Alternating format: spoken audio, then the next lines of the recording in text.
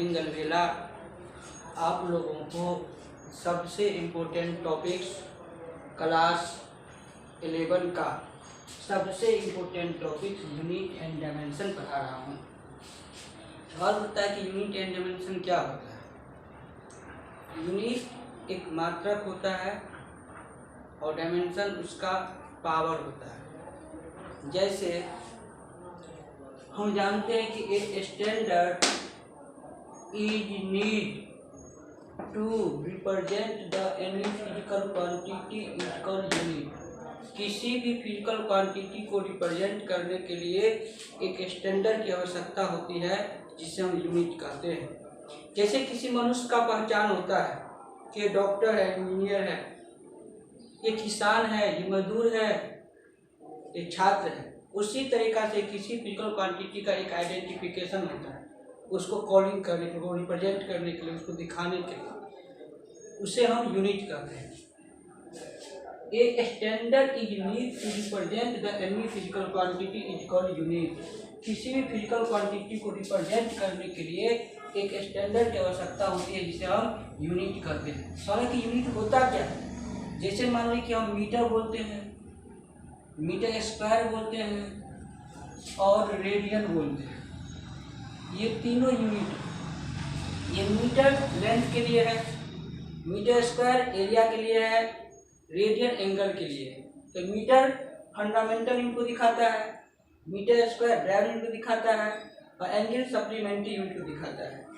जैसे कि basic unit वो यूनिट होता है जो किसी दूसरे यूनिट पर डिपेंड नहीं करता है, उसे हम कहते हैं basic unit, fundamental unit.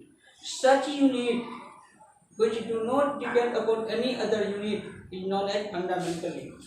Such unit do not depend upon other, तो दूसरे पर डिपेंड नहीं करता। जो यूनिट दूसरे यूनिट पर डिपेंड नहीं करता है उसे फंडामेंटल यूनिट कहते हैं। Derived unit, such unit produce from fundamental, जो यूनिट फंडामेंटल यूनिट से ही बनता है उसे ड्राइव यूनिट कहते हैं। जैसे मीटर इंटू मीटर, ये ड्राइव मीटर स्क्वायर हो गया। सप्लीमेंट्री यूनिट वो यूनिट है, सप्लीमेंट्री यूनिट वो यूनिट है जो ड्राइव यूनिट का मदद करता है, हेल्प करता है। Such unit which help to derived unit, जो यूनिट सप्लीमेंट्री यूनिट वो यूनिट है जो यूनिट किसी भी डिराइव्ड यूनिट का हेल्प करता है, उसे सप्लीमेंट्री यूनिट कहते हैं।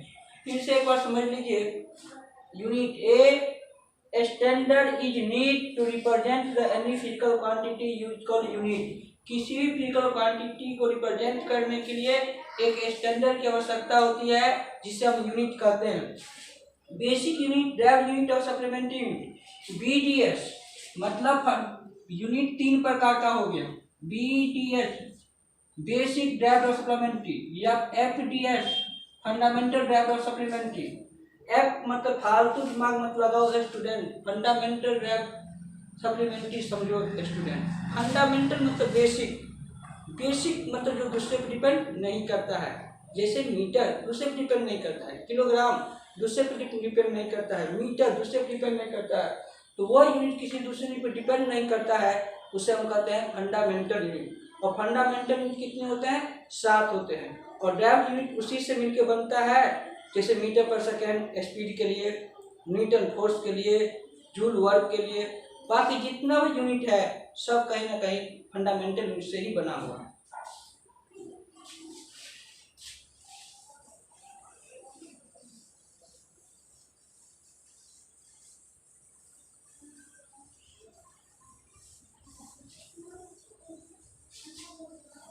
There are 7 fundamental units: mass, length, time, current, temperature, amount of substance,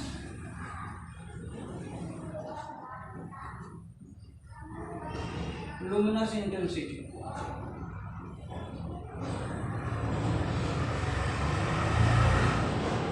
मास हो गया किलोग्राम के लिए,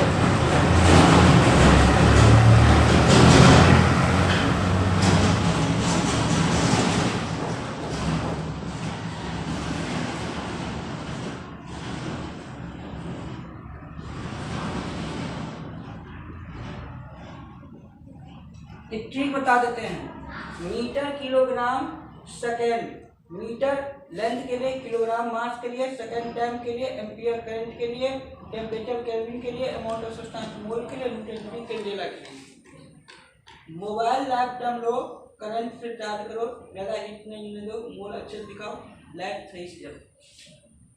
फंडामेंटल यूनिट वो यूनिट है जो किसी दूसरे यूनिट पर डिपेंड नहीं करता है, जैसे कि mass, length, time, current, temperature, amount of substance और लुमिनस इंटेंसिटी। मतलब 7 फंडामेंटल यूनिट है, 7 फंडामेंटल यूनिट जो दूसरे पर डिपेंड नहीं करता। मास, लेंथ, टाइम, करंट, टेम्परेचर, 5 ये मेन फंडामेंटल यूनिट है।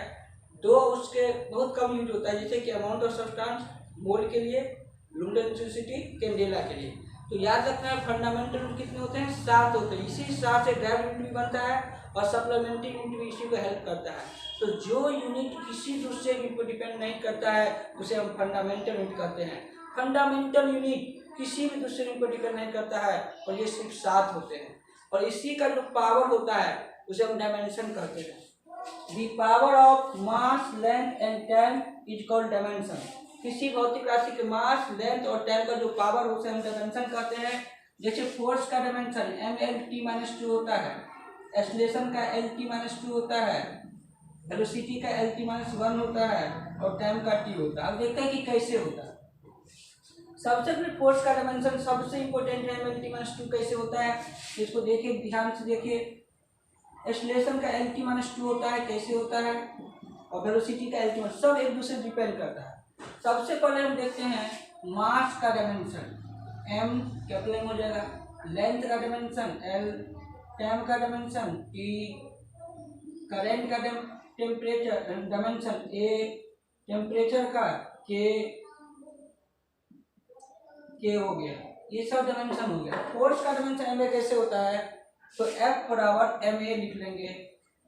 मास का यूनिट kg और एक्सेलरेशन का होता है मीटर पर सेकंड स्क्वायर। तो kg आया मास के लिए, मीटर आया लेंथ के लिए और टाइम स्क्वायर t के लिए।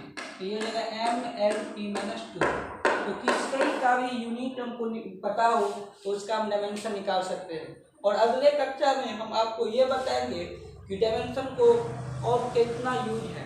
डायमेंशन का 4 यूज है: to check the correctness of any kilo quantity, to convert the system of unit, find the relation between 2 or more kilo quantity, and find the unit of any kilo quantity। तो dimension के ये 4 उपयोग हम आपको next कक्षा में पढ़ाएंगे। तब तक आप थोड़ा सा समझ लीजिए कि यूनिट और डायमेंशन को जो टॉपिक्स है ये बहुत इंपॉर्टेंट है। क्लास 11 की पढ़ाई करने के लिए सबसे ज़्यादा जरूरी होता है यही यूनिट और डायमेंशन का। फिर से एक बार समझिए कि यूनिट और डायमेंशन होता क्या है। Unit and dimension, a standard is need to represent the any physical quantity is called unit. किसी फिजिकल क्वांटिटी को दिखाने के लिए एक स्टैंडर्ड की आवश्यकता होती है जिसे यूनिट कहते हैं। यूनिट 3 प्रकार का होता है: फंडामेंटल यूनिट, ड्राइव यूनिट और सप्लीमेंट्री यूनिट। ये 7 फंडामेंटल यूनिट होते हैं। ये 7 फंडामेंटल यूनिट होते हैं जैसे कि mass kilogram, length metre, time second में मापा जाएगा, करंट एम्पियर में, टेम्परेचर केल्विन में, अमाउंट ऑफ सब्सटेंस मोल में और इंटेंसिटी कैंडेला के लिए। जैसे किसी वस्तु का मास जो भी होगा किलोग्राम में मापा जाएगा, लेंथ जो भी होगा मीटर में मापा जाएगा, टाइम जो भी होगा सेकेंड में मापा जाएगा, करंट जो भी होगा एम्पियर में मापा जाएगा, टेम्परेचर केल्विन में मापा जाएगा, अमाउंट ऑफ सब्सटेंस मोल और इंटेंसिटी कैंडेला में मापा जाएगा। ये सब बेसिक यूनिट है। ये सब यूनिट किसी दूसरे पर डिपेंड नहीं करता। इसका जो पावर होता है उसी को dimension, the power of mass, length and time is called dimension. किसी भौतिक राशि के मास, लेंथ और टाइम का जो पावर होता है उसे हम डायमेंशन कहते हैं। जैसे फोर्स का डायमेंशन mL_t⁻²,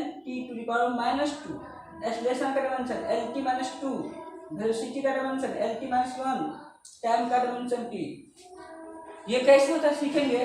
पर मास का डायमेंशन m याद रखना है, लेंथ को L से रिप्रेजेंट कर दिया गया, टाइम को t से, करंट को A से, टेम्परेचर को K से।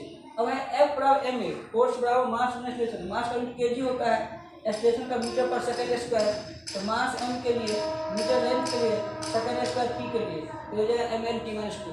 तो फोर्स का डायमेंशन सबसे जल्दी होता है mn/t-2। आपको याद रखना है कि जहां भी फोर्स होगा उसका डायमेंशन mn/t-2 होता है। और डायमेंशन का उपयोग 4 होता है, एक भौतिक राशि को चेक करने के लिए, एक यूनिट को बदलने के लिए, एक 2 या 2 से अधिक के बीच रिलेशन को स्टेबल करने के लिए, और यूनिट को निकालने के लिए। तो ये सबसे इम्पोर्टेंट टॉपिक्स हमारा क्लास 11 का है, डायमेंशन।